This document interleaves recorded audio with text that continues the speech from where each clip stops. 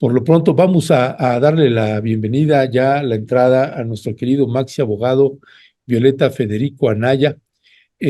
Hoy no podrá acompañarnos David Peña, que David Peña además en estos días electorales pues también pues tiene muchísimo trabajo.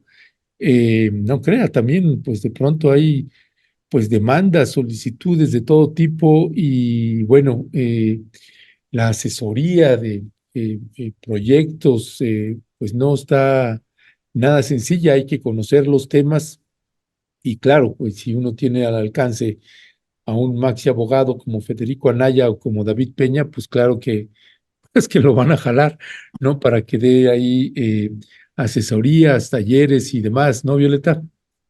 Sí, sí, pues le mandamos un fuerte saludo a David y le damos la bienvenida a Federico Anaya, que ya se está conectando. En un momentito prenderá su cámara.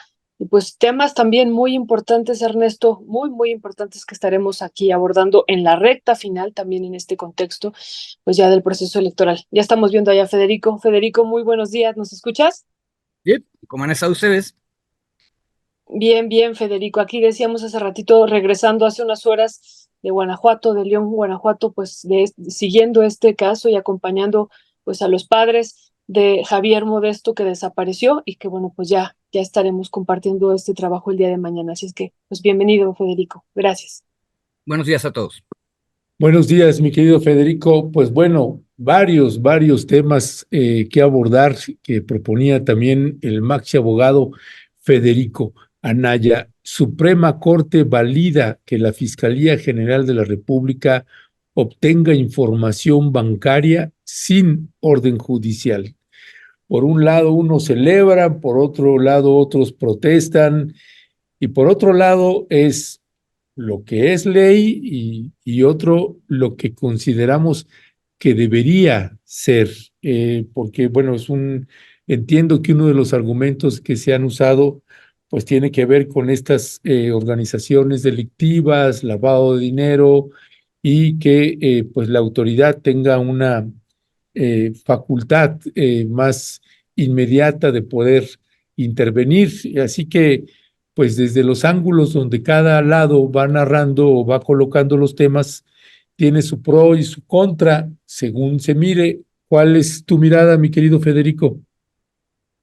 Bueno, de hecho, déjame revirarte con una pregunta primero para saber el nivel de confusión. Yo confieso que estoy Ujú, confundido, pero ujú. dime, esta nota, cuando tú la lees, ¿qué entiendes? O sea, ¿qué es lo que ocurrió en la corte? Bueno, que había esta situación que incluso la ministra Lenia Batres colocó el tema. Ella hace la denuncia porque ella se opone a que la Fiscalía General de la República pues pueda acceder a cualquier cuenta bancaria sin una orden judicial.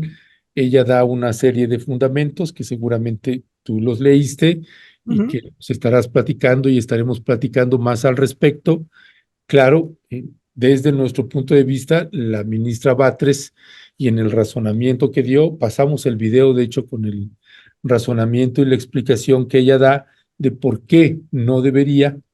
Y entonces, dependiendo del medio, era el cabeceo que daba como en un sentido positivo o en un sentido negativo. Federico, es parte de lo que nosotros, por eso cuando nos hiciste la propuesta de abordar el tema y dijimos, bueno, y no va a ser la ministra, sino es un abogado que externo que tiene una mirada y que, bueno, pues qué mejor que contigo y con el Ok, buen que en esta ocasión no está. mira, yo quería preguntar primero dónde estábamos parados, porque esto es un enredo que tiene que ver con Ujú. las dobles negaciones. Cada vez que tú tienes una doble negación, realmente no sabes dónde quedó el debate. A ver, primero, para ir clarificando el debate, efectivamente, como tú dijiste, eso tiene que ver con Fiscalía General de la República, eso era lo que se estaba discutiendo en específico, pero ojo, en el mismo supuesto están las fiscalías de los estados. Eh, Hay un artículo, el 142, que en su tercer párrafo tiene varias fracciones. El 142 es el artículo de la Ley de Instituciones de Crédito que obliga a las instituciones de crédito a mantener el secreto bancario. Es decir, si ustedes van a una caja de ahorros, a un banco, a una compañía aseguradora y hacen un depósito, ustedes tienen derecho, como ciudadanos y ciudadanas, como habitantes del país, a que pues nadie pueda ir a ver cuánto tienen ustedes de dinero ahí. Es una cuestión de secreto bancario. Ok, pero el mismo artículo que dice las instituciones no le deben dar a nadie esa información de sus clientes, a partir del párrafo 2 empieza a poner excepciones. Y al final, el párrafo que nos interesa tiene una lista de excepciones. Y es una lista larga que dice con toda claridad que las instituciones no solamente deben proteger el secreto bancario, sino al revés, es decir, aquí es la primera negación. Cuando las fiscalías general o de los estados le pidan información porque están investigando un delito, tienen el deber de dar la información. O sea, es al revés. Segundo, le tienen que dar la información al INE cuando el INE está investigando financiamiento de campañas.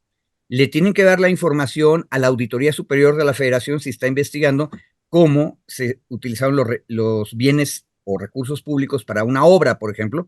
Entonces, la Auditoría Superior de la Federación tiene derecho a ir con el banco y preguntarle, oye, una cosa, necesito saber los datos de la compañía constructora o del dueño de la compañía constructora, entonces necesito ver sus cuentas. Y así una serie de autoridades, las autoridades de Contraloría, no solo la Auditoría Superior de la Federación, sino los que están en órganos internos de control pueden hacer preguntas y los bancos, instituciones tienen que dar la información. Si ustedes se fijan, lo que acabo de explicar es una cosa muy razonable, ¿verdad? ¿Por qué? Porque si se está investigando algo que estuvo mal, pues la autoridad que hace la investigación en materia electoral, en materia de uso de presupuesto, en materia de responsabilidad administrativa o en materia de delitos, pues tienen derecho a saber qué hay en las cuentas de las personas. Bueno, por cierto que ahí la única regla que pone este artículo es que esta petición, todas estas autoridades se la tienen que realizar no directamente al banco, por ejemplo, sino a través de la Comisión Nacional Bancaria de Valores, que es la autoridad pública que organiza, vigila y controla a todas las instituciones de crédito. Bueno, en otras palabras, no es que de repente llega, como en las caricaturas de El Fisgón de hace 30 años, el sargento Mike Goodness y el cabo Chocorrol de la Policía Judicial, de la Procuraduría de Justicia, y dicen, pues necesito que me dé la cuenta de Violeta Núñez.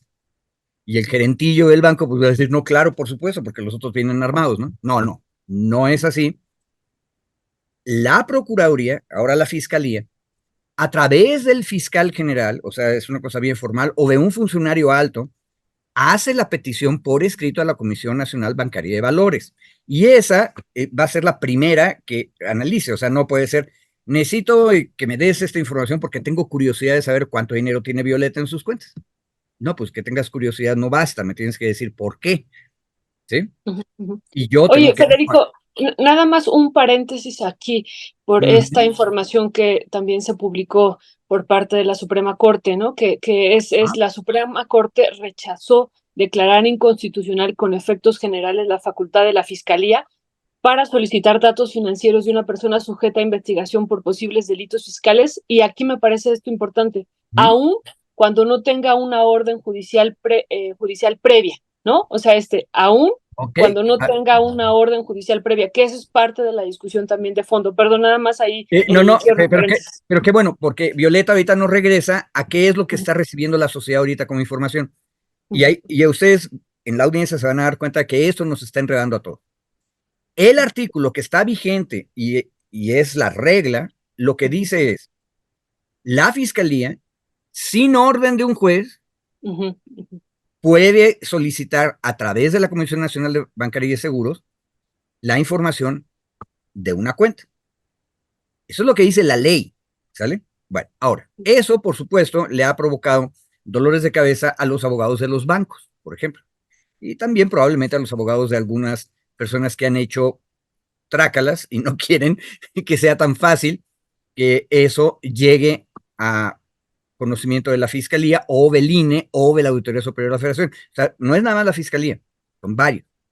Estamos discutiendo la Fiscalía General de la República, ni siquiera a las de los estados, porque hace unos 2, 3 años hubo amparos en contra del ejercicio de esta atribución que les estoy comentando, y entonces hubo gente que se amparó y dijo, no, eso tendría que ser con orden judicial. El argumento de los quejosos en el amparo es que el artículo está mal. ¿Me voy explicando ya mejor? Que la ley es inconstitucional porque la lógica razonable del artículo es que solo por orden judicial. De hecho, la primera gran excepción es cuando haya una orden judicial y la persona que es la titular de la cuenta es parte del juicio, pues por supuesto que un juez puede pedir, denme las cuentas, ¿sí? Entonces, si la primera excepción es por orden judicial, entonces decían los quejosos en esos amparos, ¿por qué dejas que la fiscalía lo haga directo a la Comisión Nacional Bancaria? No, que vaya y le pida primero autorización a un juez. Ese es el argumento de los amparistas. Ahora, ellos ganaron, algunos, hago la aclaración, algunos ganaron el amparo. Y el año pasado, a principios de 2023, una de las salas de la Suprema Corte revisó algunos de esos amparos y tomó la decisión de que ese artículo debe interpretarse como inconstitucional y que tiene que irse con un juez primero. Eso ya es una jurisprudencia obligatoria, como es de la Corte, aplica a todos los tribunales federales y por lo tanto, caso por caso, nada más, caso por caso, tendría el fiscal que ir allá. Ahora, si la persona que es dueña de la cuenta no reclama, entonces de todas maneras el artículo, como sigue vigente, se puede utilizar y la fiscalía puede pedir sin autorización del juez. Bueno, ¿qué pasó ahora? ¿Qué es lo que acabamos de leer en las noticias? Pasó que aparte de los amparos, que es caso por caso y nada más protege a los quejosos, hubo una acción de inconstitucionalidad. Esa no la resuelven las salas de la Corte, la resuelven todo el pleno de la Corte juntos, que fue lo que vimos en la nota. Y en esa nota, ¿qué ocurrió? Resultó que no alcanzaron los votos para declarar la inconstitucionalidad general. Entonces es el mismo debate. Se propuso, la ministra Ríos Farjat dijo, igual que ya se decidió en la sala, que en los amparos debemos interpretar inconstitucional, lo que yo propongo es que interpretemos que es inconstitucional y que por lo tanto la fiscalía siempre debe pedir autorización de un juez para pedir esta información. ¿Sí? Bueno, Ríos Farjat propuso eso. Apoyaron la propuesta otros 5 ministros: Piña, Pérez Dayán, Gutiérrez, Aguilar y González Alcántara Carranca. ¿Sí? Son 6. Y no estaban de acuerdo, votaron en contra de la invalidación Batres, Lainez Potisek, Pardo Rebolledo, Esquivel Moza y Ortiz Alfa. Y esto es bien interesante porque casi nunca hemos visto en las noticias votar juntos a Lainez y a Batres, ¿verdad? Sí. O a Pardo Rebolledo y Ortiz Alfa. Yo, en mi opinión personal, yo no confío mucho en la ministra Esquivel Moza por mis opiniones acerca de su enredo de la tesis, pero digamos que es el bloque que la prensa identifica como bradorista: Ortiz Alfa, Esquivel Moza, Batres, pero se juntan Lainez Potisek y Pardo Rebolledo, que todo el mundo los identificamos siempre en el otro lado. Ahora, ¿cuál es el debate? El debate es, están investigando en la fiscalía un delito y la pregunta es, ¿necesitan a fuerzas ir a pedir la autorización de un juez para que los bancos le den la información? Y en el criterio del año pasado, la idea era que sí, pero eso fue en la sala. Si hubieran juntado Ríos Farjat 8 votos, le faltaron 2, ojo, le faltaron Lainez y Pardo Rebolledo. Si ustedes empiezan a ver eso como nada más un partido con 2 equipos.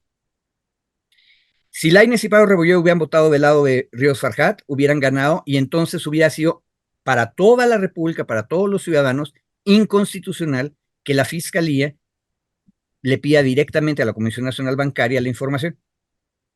Y hubiera sido obligatorio para la Fiscalía ir con un juez. ¿Cuál es el argumento en contra de la invalidación general? Muy sencillo, que están investigando el delito. Tiene sentido, por ejemplo, que haya una autorización judicial cuando lo que está pidiendo el fiscal es escuchar las conversaciones privadas en un teléfono celular, porque eso es realmente meterte en la intimidad de las personas, en sus llamadas. Ahí sí tiene mucha lógica que el fiscal siempre tiene que ir con un juez para que lo revise antes de hacerlo.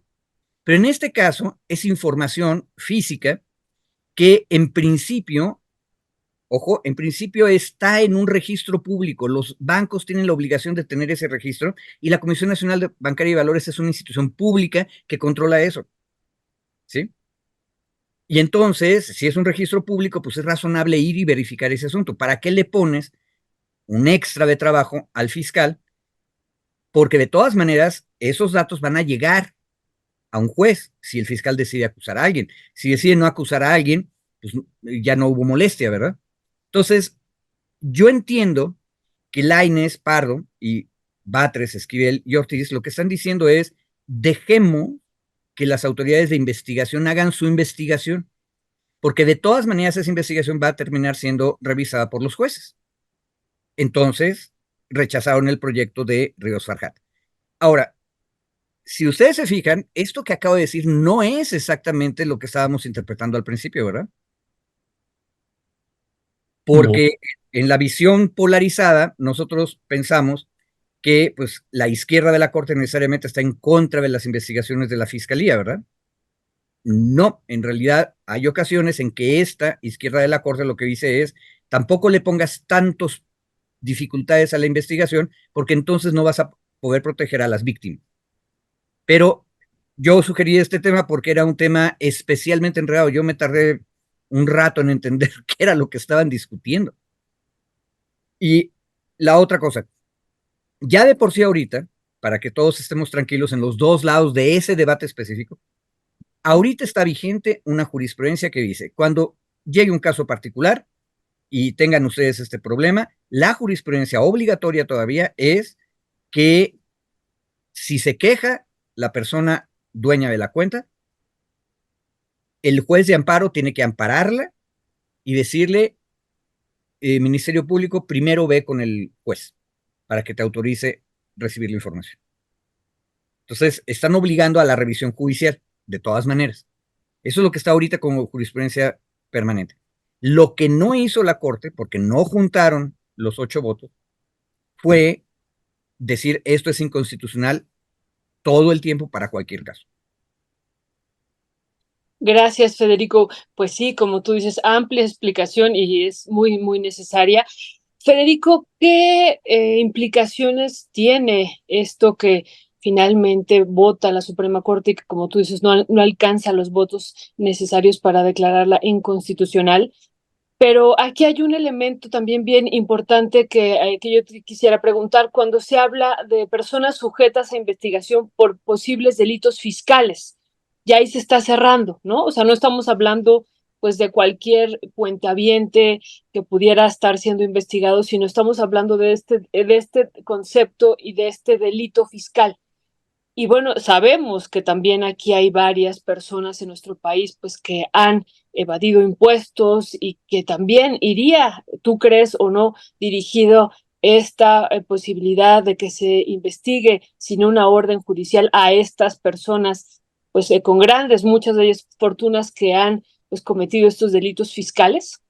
A ver, qué bueno que lo planteaste así. A ver, si ya tenemos un delito fiscal, eso significa que el caso ya está en la fiscalía. Exacto. Entonces, el artículo que sigue siendo válido, porque no lo declararon inconstitucional en términos generales, dice que el fiscal puede hacer esta solicitud directa, sin duda. Pero, ojo, yo les decía que había una lista larga de autoridades que pueden pedir la información a los bancos.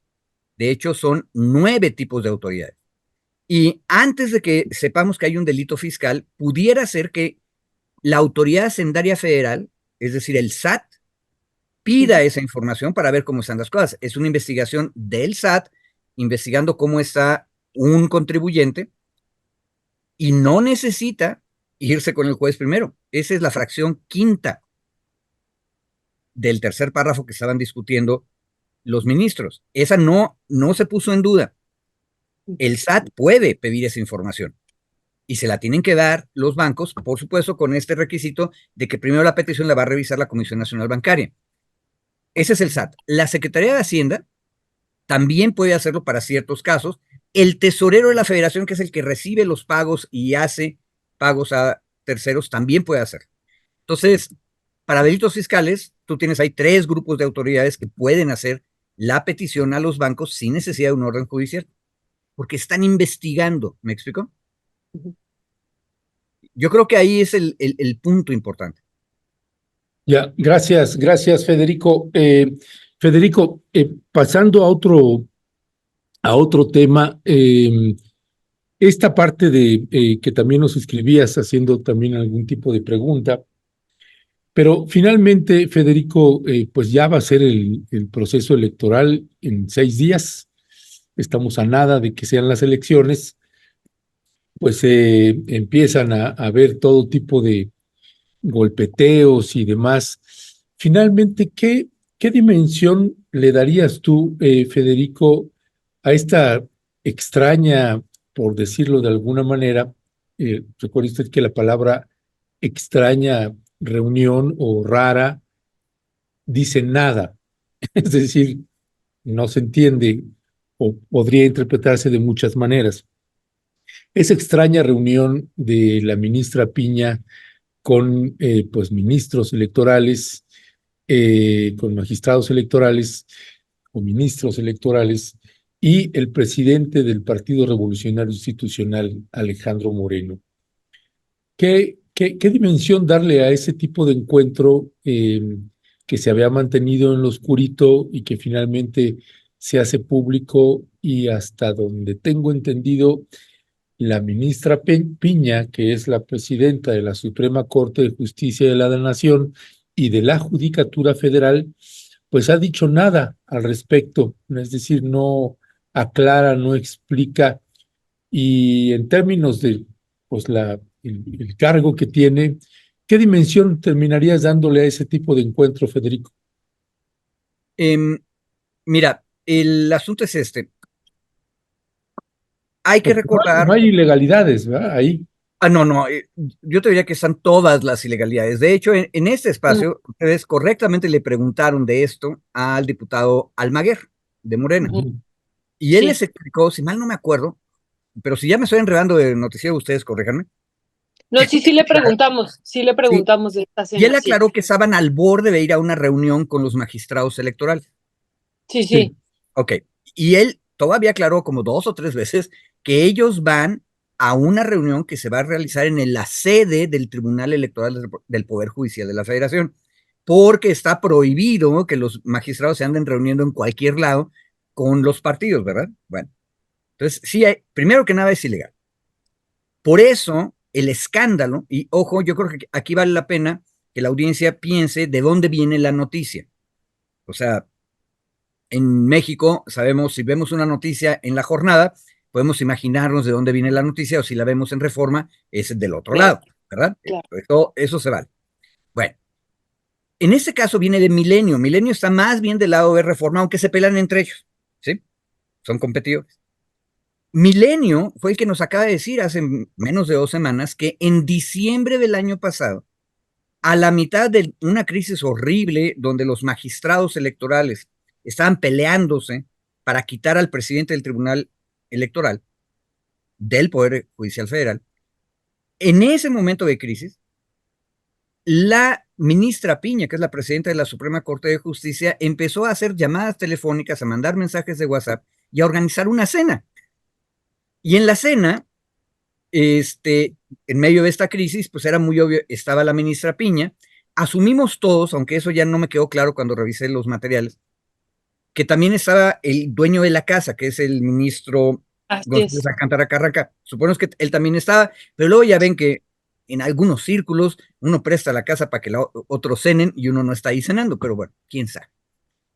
Entonces yo supongo que estaban esos dos ministros, pero invitaron a los magistrados. ¿A qué magistrados?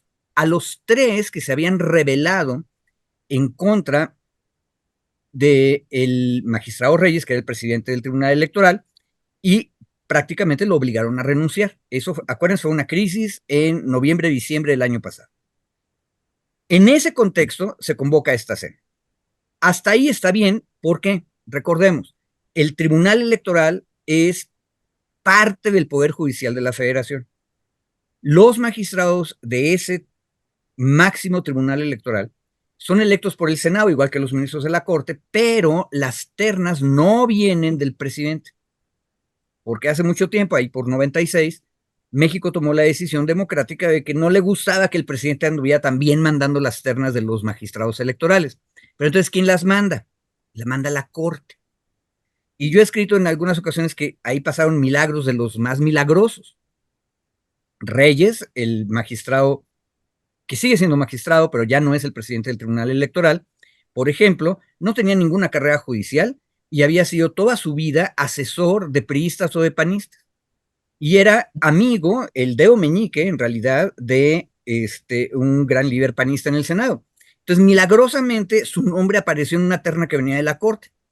¿Cómo le hicieron? Uno no sabe, ¿verdad? Pero pasan cosas mágicas. La Corte se supone que iba a presentar, esa era la teoría institucional, candidatos con capacidades jurisdiccionales, como buenos jueces y juezas, y que no iban a estar involucrados en el tejemaneje político. Bueno, Reyes es el ejemplo de que no cumplieron. Lo incluyeron en la terna y milagrosamente otra vez él quedó como magistrado electoral. Bueno, pero el punto es que el tribunal está dentro del Poder Judicial de la Federación, entonces si de repente empieza a descomponerse la cosa ahí, hay una responsabilidad institucional grande de la Suprema Corte. Y ahí otra vez la bronca. De la Suprema Corte es el colectivo, pero lo que se ha interpretado siempre es que es el presidente o la presidenta de la Suprema Corte, que tiene un poder tiránico adentro de la Corte.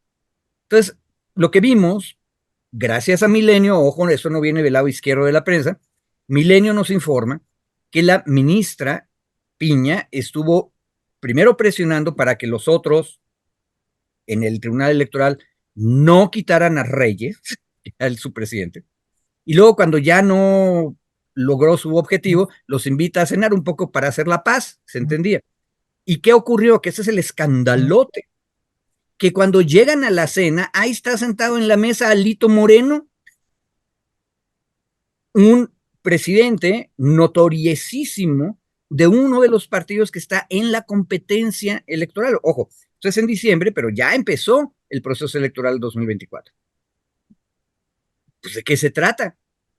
Luego nos ha enterado Milenio que también habían invitado a Krill, pero luego Krill es una cosa bien rara. Hace las cosas mal por tonto y luego hace las cosas bien por tonto. No llegó, ¿sí? O sea, qué bueno que no llegó porque es ilegal. No deberían reunirse con los magistrados electorales fuera del espacio institucional. Ahora, ¿qué discutieron ahí?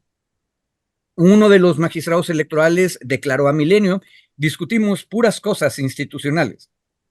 Yo tengo 5 signos de interrogación. ¿Qué tienen ustedes que andar discutiendo puras cosas institucionales en frente de Alito Moreno? Bueno, si ya los llevaron a una trampa y está rica la cena, sé que les hayan dado, pues uno aprovecha pues, y come, pero entonces habla de fútbol o de la última novela que leyeron. Eso es lo que debería haber contestado el magistrado, ¿no? ¿Cómo que de cosas institucionales con ese actor político? Iba a decir diablo, pero actor político sentado en la mesa. Me parece completamente incorrecto. Ahora, la otra cosa que es interesante y nos debe llevar a la reflexión como audiencia es por qué un periódico de derechas, Milenio, decide informarnos esto. Es una noticia vieja, tiene casi medio año. ¿Será que apenas se lo acaban de decir? ¿Será que ahora consideraron que era conveniente y de interés público que nos enteráramos? Bueno, yo creo que es de interés público por una razón. La manera en que elegimos a los magistrados electorales está mal. No es cierto que la Suprema Corte de Justicia sea neutral. Y la Suprema Corte de Justicia, a través de sus presidencias, y aquí incluyo a todos los presidentes, desde Mariano Azuela, que fue el primero, hasta, bueno, de los primeros, hasta la ministra Peñorita, los ministros presidentes hacen política y hacen política partidista. Y eso está mal. Ese sería mi comentario ahorita. Nada más recordaría algo. Ahorita todo el mundo quiere quemar vivo al exministro de la Corte, Saldívar, porque durante su presidencia al frente de la Corte, se presionaba con zanahorias y palos a magistrados, por ejemplo, para tomar una decisión en un sentido o en otro. Bueno, eso está mal. Pero Ana Laura Magaloni nos hizo una aclaración en tercer grado, por cierto, otro espacio de derechas, en el sentido de que ella lleva 30 años estudiando el Poder Judicial y ya hubiera querido que algún día algún magistrado le contestara con esos datos de cómo se hacen las presiones. Ella se imaginaba que eso pasaba, pero nadie decía nada. Es decir, esas cosas pasaban mucho antes de Saldívar y yo digo, siguen pasando con Piña. Y lo oímos, bueno, no lo oímos, en realidad lo vimos en los mensajes de WhatsApp. Uno de los magistrados invitados a la cena horripilante, me parece que es Fuentes, pero hay que verificarlo, es el único de los magistrados electorales que viene de una larga carrera judicial. Y ahí Piña, en uno de los comentarios, dice, pero tú eres magistrado, no como los otros. Ah, sí, sí. Bueno, ¿qué le está diciendo la presidenta de la Corte, que aparte es la que decide a dónde se van los magistrados? Una interpretación maliciosa de acá del lado del público es, la ministra está amenazando a ese magistrado diciéndole, tú vas a terminar como magistrado electoral y luego vas a seguir tu carrera acá conmigo. Y yo puedo decidir que te voy a mandar al desierto de Altar, que ahorita deben tener unas temperaturas a la sombra de 50 grados, ¿verdad? Y ahí vas a ser magistrado el resto de tu vida. Eso se llama amenaza y eso es de lo que estamos acusando a Saldívar en el otro lado, ¿verdad? Entonces, me parece que es muy importante porque, acuérdense, el Tribunal Electoral es el que va a calificar la elección presidencial. Sí, De ese tamaño sí, es el sí, sí. estándar. Y a mí lo que me parece raro es que realmente, uno, no hubo desmentido de Piña, ¿verdad? No. Simplemente hubo silencio. Y segundo, la prensa ya no lo discutió. Me parece gravísimo. Y sí es una cosa grave. Tú tienes a un actor esencial, que es el Tribunal Electoral, siendo presionado por la presidenta de un poder federal importantísimo.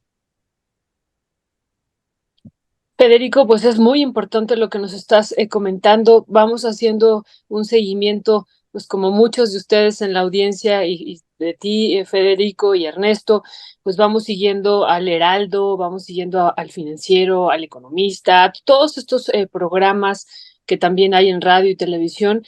Y pues ninguno tomó lo de la cena, no fue motivo de discusión en estas mesas de estos medios corporativos, ninguno, en verdad ninguno y si lo tomó, a lo mejor lo tomó como una nota pues ahí secundaria, pero no fue parte de la discusión. Y lo que tú estás diciendo es importantísimo, ¿no? O sea, ¿por qué se da a conocer ahorita en este contexto?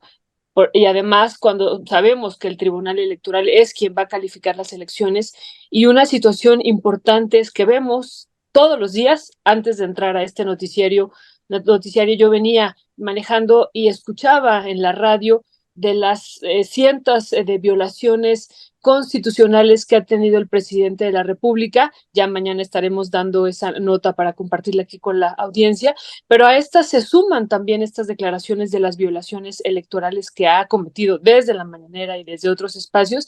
Y entonces se sigue esta narrativa que no para, estamos ya a 7 días de que ocurra la elección, de esta posibilidad de anular la elección.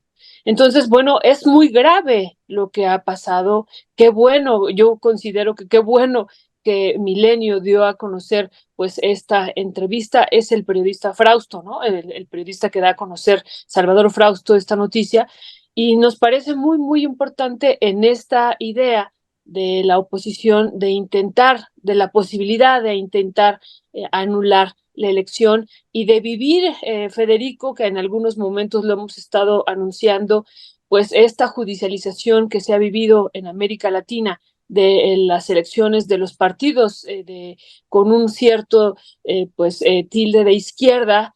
Y aquí, pues por eso hemos hablado de la posibilidad de vivir una guerra judicial en este país, como lo han vivido en otras partes de América Latina. ¿Qué decir sobre esto que tú también ya habías empezado a hablar en otros programas sobre esta posibilidad de utilizar pues el poder judicial para eliminar y para quitar a presidentas, presidentes como lo hemos vivido? Y aquí, ¿qué estarías analizando a partir de esta cena, Federico?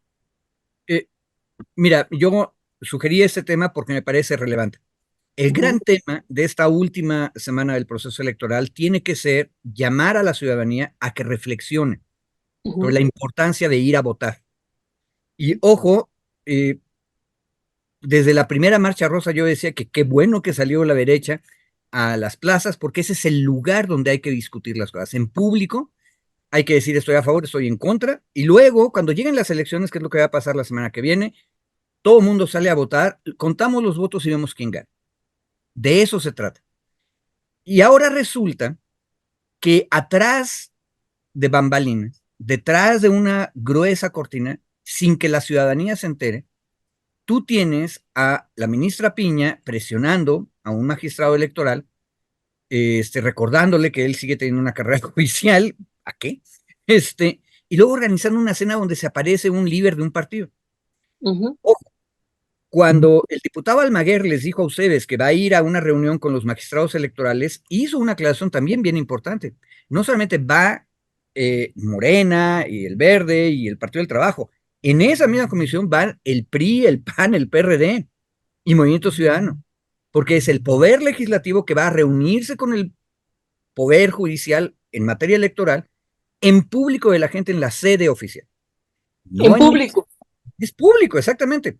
Sí. Y yo creo que eso es lo importante. Más allá de qué lado cada votante o votanta decida marcar en la boleta, más allá de eso, lo que importa es que hay reglas electorales en público. Y entonces, esta intervención indebida de la ministra Piña frente a los magistrados electorales nos está diciendo que no les importa a algunas personas lo que vamos a decir todas las ciudadanas y los ciudadanos en las boletas. Y eso sí debe llevarnos a reflexionar, porque entonces lo que nos había resuelto una crisis, es una crisis viejísima. En 1988 el país hubiera podido quebrarse porque la calificación de la elección presidencial se hacía en la Cámara de Diputados. Y en 1988, en julio y agosto, aquello fue un infierno, San Lázaro, porque hubo momentos en que la oposición, y ahí estaban el PAN y el Frente Democrático Nacional, que era la izquierda, juntos contra el PRI, hubo momentos en que ellos tenían la mayoría, porque estaban calificando su propia elección, iban viendo quién iba juntando más diputados. Y en ese momento hubiera podido quebrarse el país, porque la Cámara hubiera podido tomar una decisión política, solo política, diciendo, pues esto fue tan enredado que anulamos la elección.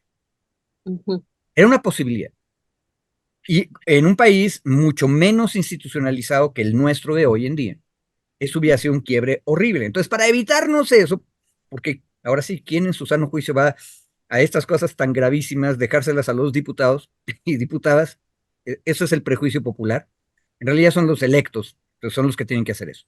Pero la decisión fue, saquémoslo de ese lugar donde siempre se están peleando, que es lo natural, porque es la representación nacional, y pongámoslo en un tribunal que vamos a elegir indirectamente para que sean representadas todas las ideas y sean neutrales y serios y kelsenianos.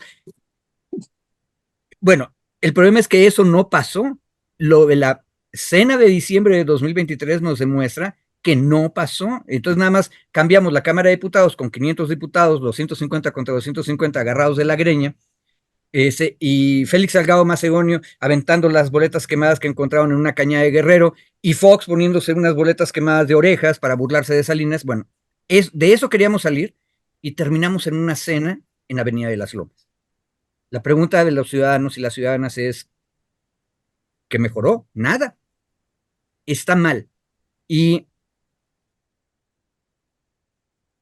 creo que hay que reflexionarlo. La única manera de evitar que en ese lugar extraño de élites sea donde tomen las decisiones importantes es salir todos a votar por quien ustedes quieran. Si la votación es copiosa, los resultados van a ser claros y no hay manera que las élites se vayan a una cena en Avenida de las Lomas a decidir el destino de todas y de todo. Federico, en términos de sanción, ¿qué tipo de sanción tendría que tener la presidenta de la Suprema Corte de Justicia de la Nación por haber hecho ese acto ilegal?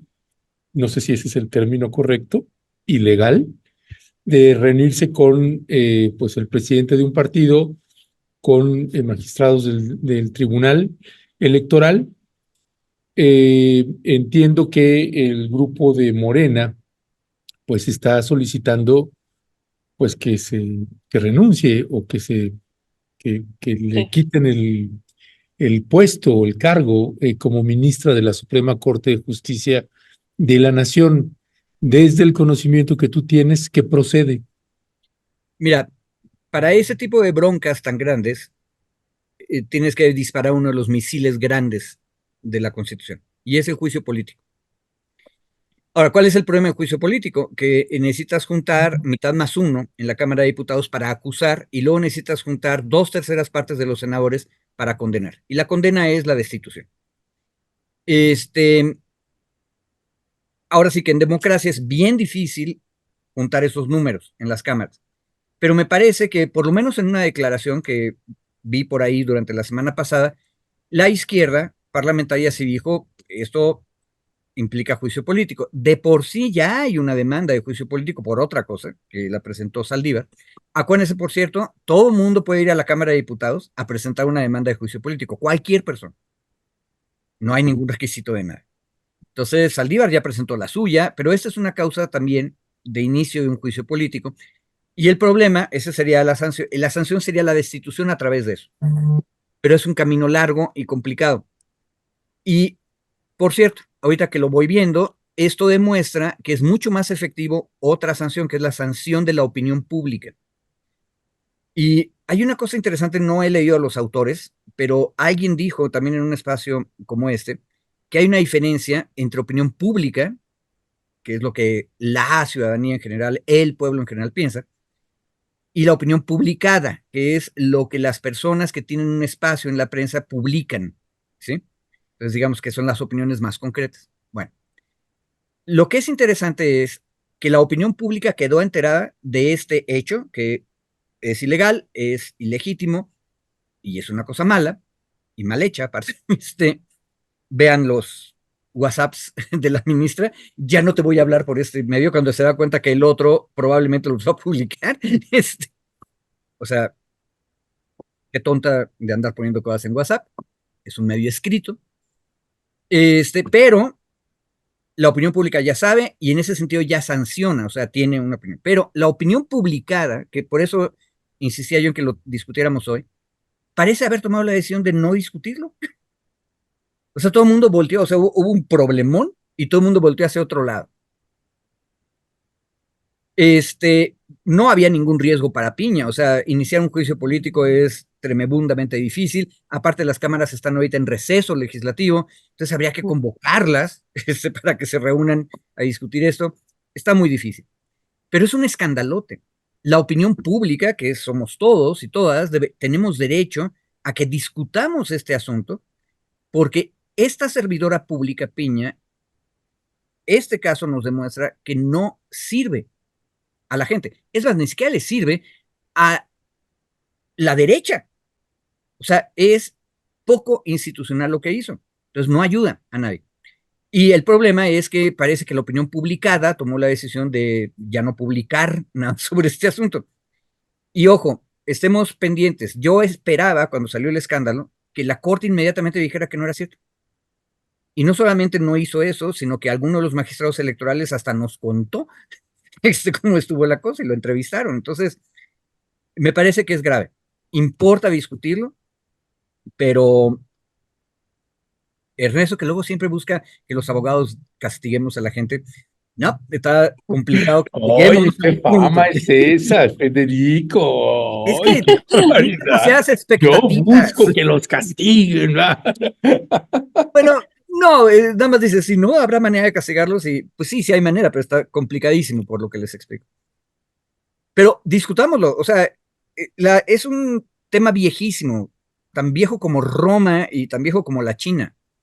¿Quién realmente gobierna? ¿El pueblo todo reunido discutiendo o unos poquitos en una cena? Sí, exactamente en un proceso ya en una recta final electoral, ¿no? Entonces, eso también es importante que se da a conocer, aunque esta cena ocurrió en diciembre, como tú estás comentando. Yo quisiera, porque se va a ir terminando el tiempo, pero que pudiéramos hablar en esta recta final, Federico, de lo que ha ocurrido. Ya ahorita les estaremos compartiendo también, pues, esta noticia de Alejandra del Moral, que es trending topic ya ahorita, que se une a Morena y ya la vemos con Claudia Sheinbaum, pero quería preguntarte sobre esto, ¿cuál sería tu opinión? Digo, el Estado de México pues no es menor en términos electorales, ¿qué repercusiones podría tener? ¿Qué estás valorando? Y otra cuestión que se hizo pues muy fuerte, tendencia también este fin de semana en esta recta final, pues son estos videos de Derbez, que a lo mejor uno diría, pues no los tomamos en cuenta, pero uno de ellos anoche tenía 16 millones, no sé si está bien ahí el dato de reproducciones, y otros 6 millones de reproducciones. Entonces, esto en la tendencia en Twitter.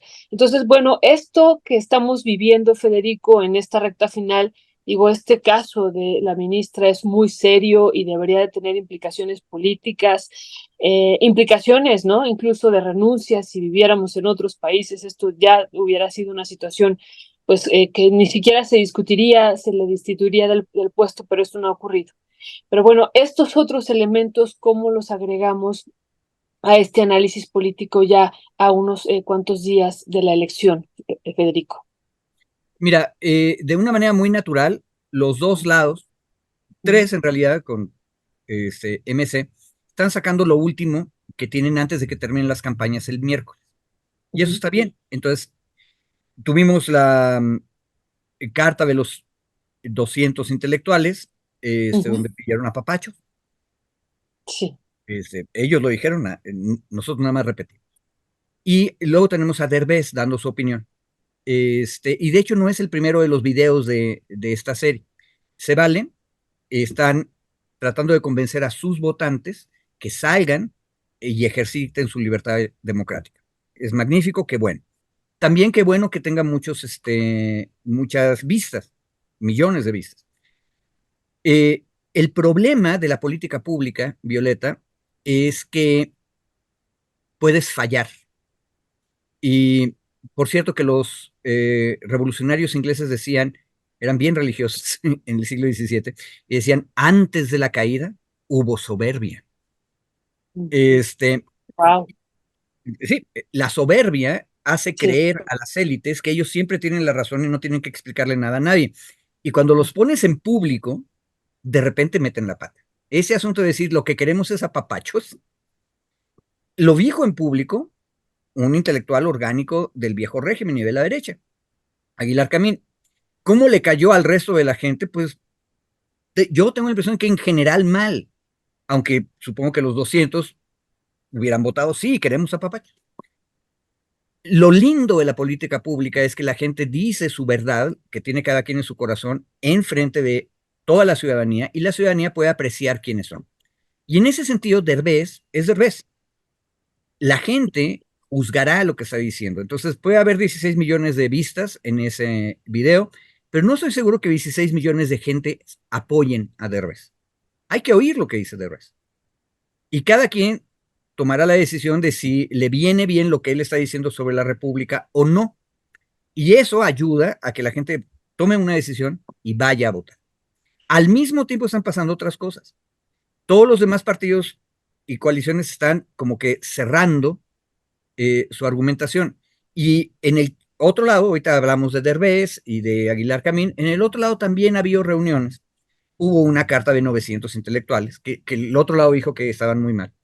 Pero también ha habido reuniones en distintas partes de la República donde la izquierda está recordando que este proceso electoral está sumando muchas luchas que empezaron hace 30 o 40, a veces hasta 50 años. Una vez que terminó el horror de la Guerra Sucia, la izquierda tomó la decisión de usar la vía democrática para ir avanzando, pero nunca, muchos de ellos y ellas, abandonaron el trabajo de base. Y en esta última semana ha sido en muchas partes de la República, aquí en la Ciudad de México, por supuesto, un momento donde se reúne esta gente y dice, a ver una cosa, ¿desde dónde venimos? Venimos desde Teotongo, venimos desde Iztapalapa, venimos desde la Gustavo Amadero, o venimos desde las organizaciones populares del norte de la Sierra Nahua de Veracruz, o hemos estado en procesos muy complicados en Oaxaca. ¿Nos representa o no nos representa esta candidata que tiene la bandera de izquierda? ¿Sí o no? Se revisa qué es lo que se ha hecho durante todas estas décadas y se toma la decisión, sí, vamos a seguir caminando y vamos a votar. Está muy bien, los dos lados están amarrando sus argumentos, los presentan en público, ves las redes sociales, no todo el mundo tiene vergüenza, hay que reconocerlo, pero lo que sí estamos viendo es que la gente está escuchando y está discutiendo las cosas. Entonces, ¿qué es lo que va a pasar? Pues que vamos a salir a votar, va a salir muchísima gente a votar. Mis amigos matemáticos me dicen que las encuestas son en realidad una técnica materialmente científica, a menos de que te llames Massive Caller, es lo que siempre me aclaran al final. Y en términos generales tenemos una predicción de por dónde van las cosas. Y yo quisiera terminar ahí una cosa, porque la pregunta era, ¿qué onda con Alejandra del Moral, verdad? Y con el Estado de México. Cuando finalmente los pueblos entran en los procesos democráticos, ocurre una cosa que los politólogos de Estados Unidos llaman una especie de cambio de marea, de cambio de correlaciones de fuerza grandes. Los partidos que estaban en la izquierda de repente terminan en la derecha y viceversa. ¿Sí? El Partido Republicano de Trump y los horribles derechistas de Estados Unidos, recuerden ustedes, era el partido de Lincoln, libertario que abolió la esclavitud.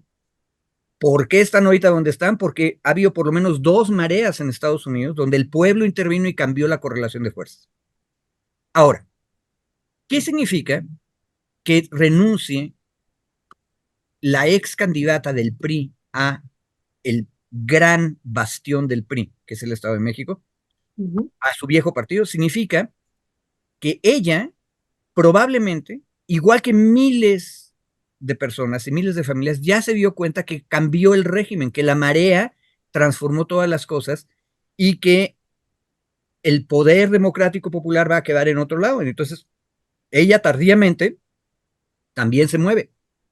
Ojo, en la derecha, oigan ustedes a Jorge Castañeda, se la pasa diciendo, pues si Morena está lleno de priistas y todo el mundo va a recordarnos hasta que nos muramos que Andrés Manuel estuvo en el PRI en 1973.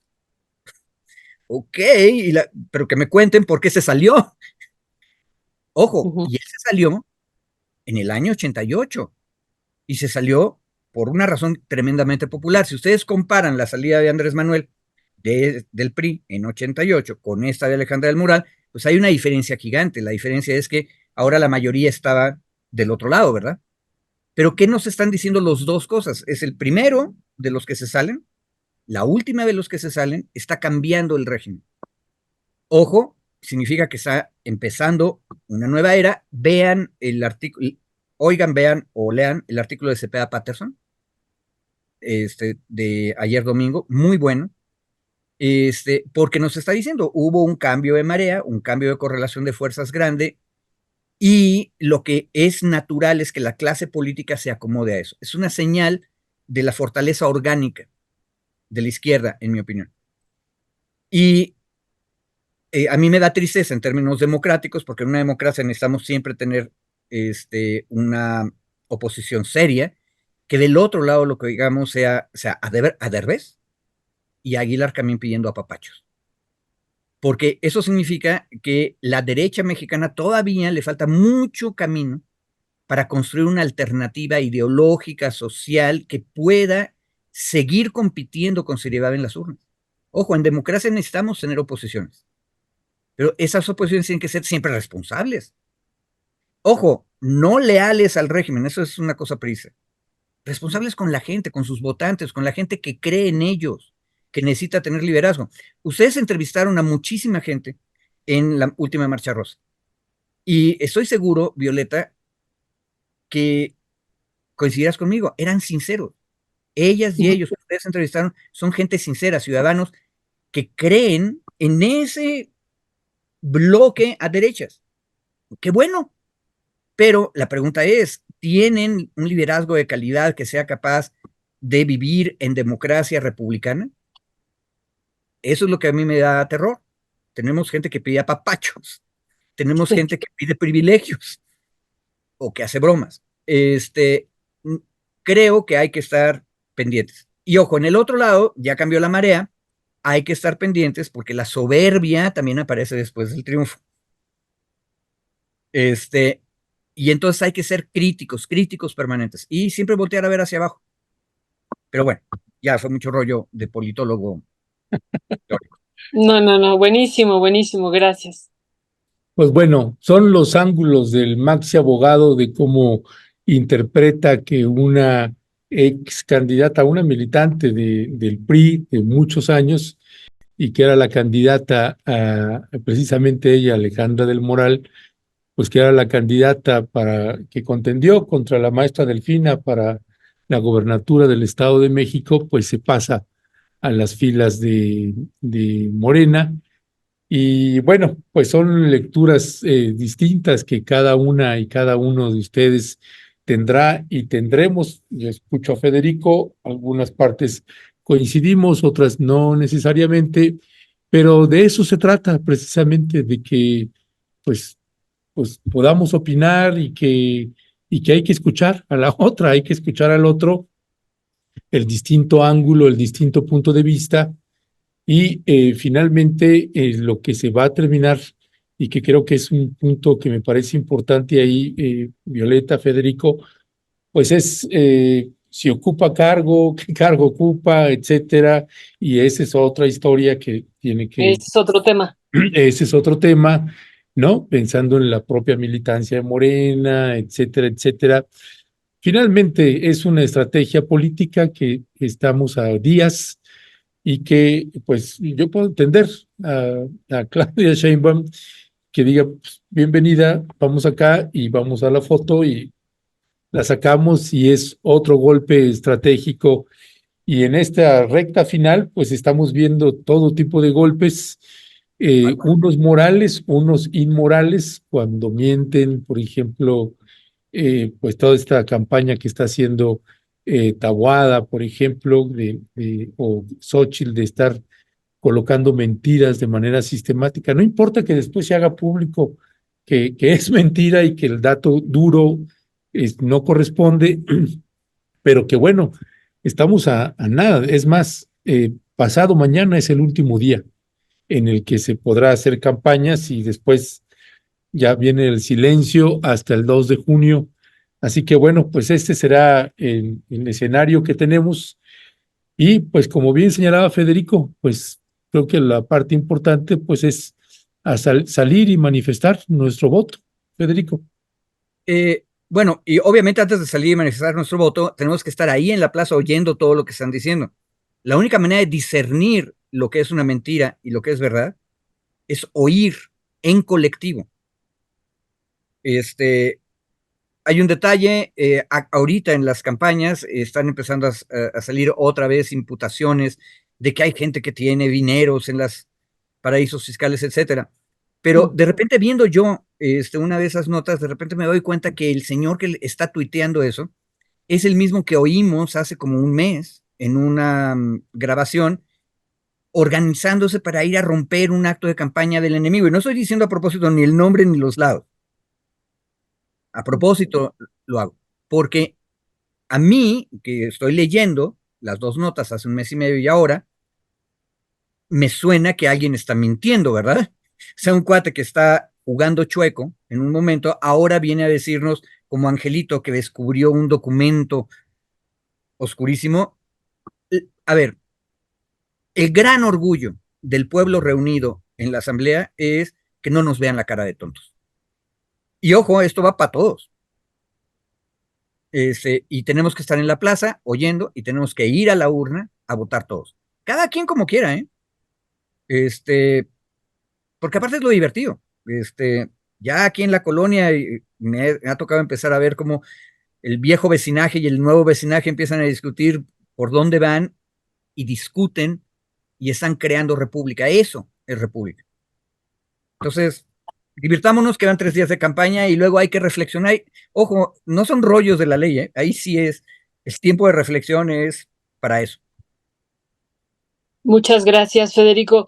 Pues este tema de Alejandra del Moral también es un tema que estaremos discutiendo los próximos días. Apenas, ¿no? O sea, Alejandra del Moral apenas fue candidata del Estado de Así México, es. no es que haya sido hace varios años, apenas fue, pues fue contendiente, como ustedes lo decían, de la maestra Delfina Gómez, y pues ahora, unos días antes, ¿no? De este ya proceso electoral, de esta votación, pues se pasa a Morena. Y pues realmente sí necesitamos hacer varias reflexiones en torno al pasado de ella, su cercanía con el grupo Atlacomulco, pues todas estas denuncias que ha habido, la propia maestra Delfina en los debates, pues hizo varias denuncias sobre ella y bueno, ahora pues la vemos de este lado y pues eso también lo hemos estado diciendo aquí, pues a veces si uno dice los oportunismos, o sea, ¿cuál es el sentido de pasarse a Morena en este momento?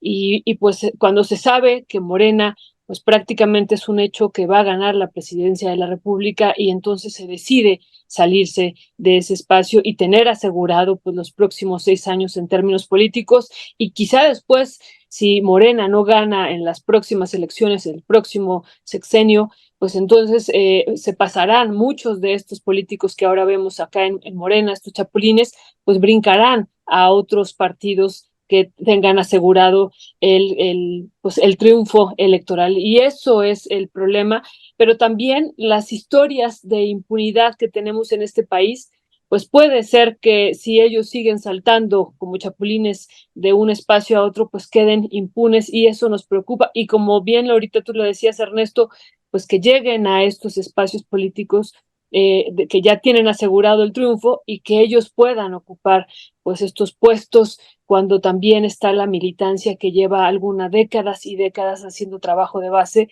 y pues que son desplazados de estos cargos. Así es que hay muchas cuestiones que hay que reflexionar, no es menor esto que estamos viendo. Y además, pues también es una confrontación con Alejandro Moreno, que esa es también otra situación que hay que poner aquí. Pero bueno, Federico, ya tenemos que cerrar. Nada más yo te pediría una última reflexión, ya no de este tema, sino de la Ciudad de México. Hemos visto también pues muy activo a Taboada, hemos visto también muy activa a Clara Brugada y pues algunas declaraciones que incluso ayer veníamos platicando con Ernesto en torno al metro de la Ciudad de México, al precio del metro de la Ciudad de México. Sé que estamos aquí abordando otros temas, pero ya como última reflexión no habíamos quedado en esto, pero nos parece muy importante también lo que A ver, está ocurriendo en torno a esto. un detalle. Yo he estado dando la vuelta al metro, Uh -huh. que es un maravilloso medio de comercio, por cierto. Si entran a Facebook pueden encontrar cosas sumamente interesantes. Algún día escribiré acerca de las cosas rarísimas que encontraba ahí. Pero es una oportunidad de dar la vuelta por el metro.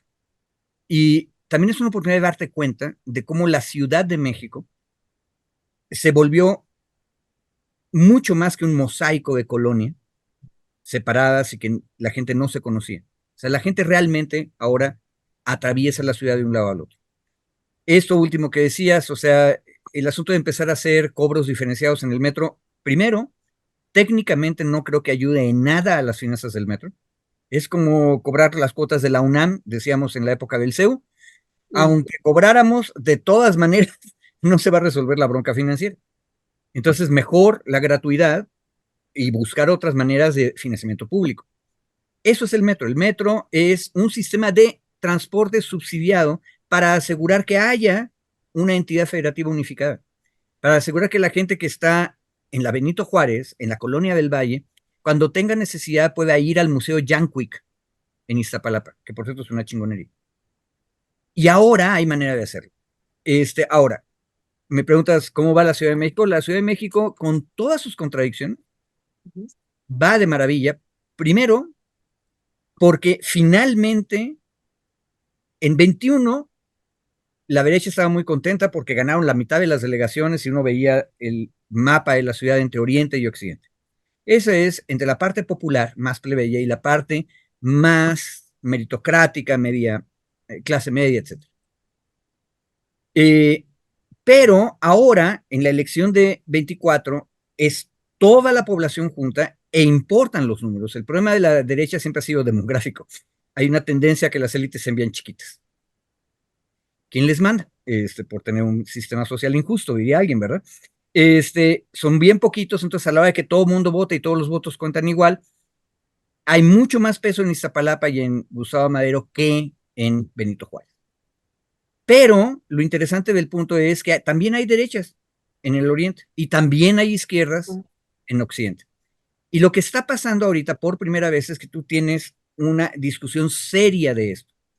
Yo creo haber dicho aquí hace algunas 2 semanas, tal vez, que a mí lo que me preocupaba era que el candidato de la derecha estuviera tan directamente implicado en un asunto de corrupción. Porque no hay manera de evitar eso. ¿Sí? Y creo que sigue siendo prohibido decirlo en público, pero también hay que reconocer que hay una parte del electorado, y las encuestas nos lo están diciendo, que están apoyando esa opción. Bueno, la sinceridad siempre es buena. En la plaza pública sabemos que ellos están de acuerdo y se van a tragar el sapo de esa corrupción, pero creen que esa opción es necesaria. También por eso decía yo, la derecha tendría la obligación de ser más leal con sus votantes, ¿no? Y ofrecerles algo mejor. Pero están organizados y en la Ciudad de México es muy claro que los dos lados de la contienda están bien organizados. Entonces creo que va a haber una amplia participación en la ciudad. Creo también que va a terminar ganando de nueva cuenta este gran movimiento popular de izquierdas que empezó hace casi 50 años en esta entidad federativa. Pero también estamos viendo la consolidación de una derecha mucho más orgánica y seria, que se empieza a quitar de encima a la gente que salta como chapulín cualquier día. Ahora, ¿qué necesitamos? Empezar a discutir con seriedad. ¿Qué cosas realmente en serio, aparte de facilitar la inversión de los privados, nos puede ofrecer la derecha? Hay un detalle, ahí también yo veo un desbalance. Cuando tú comparas programas, vas a encontrar en la Ciudad de México que del lado de la izquierda vas a tener un programa tremendamente elaborado, complejo. Ojo, tienen la ventaja de que llevan un buen rato en gobierno. Pero del otro lado son la derecha más próspera, mejor educada de toda la República, ¿sí? Y uno esperaría mucho más. Y hay muchos problemas de la ciudad que capaz que podrían resolverse de otra manera. No estamos viendo esas propuestas. Ojo, y estos chilangos y chilangas que vivimos aquí, somos bien críticos. Entonces creo que las encuestas nos lo están diciendo, es una pelea mucho más competitiva, hay una ventaja fuerte para la izquierda todavía, pero si todo el mundo sale a votar, estoy seguro que no creo que tengamos una sorpresa contra encuestas, eso sería poco científico afirmarlo, pero sí creo que hay una oportunidad de empezar a discutir proyectos más en serio. Por cierto, nadie volteó a ver, tristemente, quiénes van a quedar en el Congreso de la Ciudad de México. La pregunta es de qué calidad van a ser los debates en el legislativo. Hay que hacer la tarea esa. Ya, pues mi querido Federico, mi querido Maxi Abogado, te mandamos un fuerte y fraterno abrazo y pues ahora sí que seguimos al habla, mi querido Federico, te marcamos en estos días a propósito de que pues ya viene la elección y ahí estaremos platicando todavía esta semana, si te parece bien, antes del proceso electoral. Así que ahí estamos al habla, Federico. Bien sucede y saludos a todas y a todas en la audiencia. Gracias. Cuídate mucho, Federico. Y también, Federico, pues tendremos este programa especial. Estaremos ahí en vivo, en tierra adentro, y pues también sería muy interesante ahí tener tu reflexión, Federico, ya con los resultados preliminares y después con todos estos resultados, que lo que tú dices es bien importante también, cómo van a quedar constituidos los congresos, es fundamental, el de la Ciudad de México y el Congreso Federal, y así es que tendremos que ver a detalle quiénes estarán ahí y pues estas mayorías calificadas, si se logran, y será fundamental porque pues también desde ahí se harán los realidad de los proyectos de nación que se están o el proyecto de nación que gane, Federico. Así es que pues muchísimas gracias por esta última reflexión y estamos en comunicación. Se cuidan. Hasta luego. Gracias. Hasta pronto.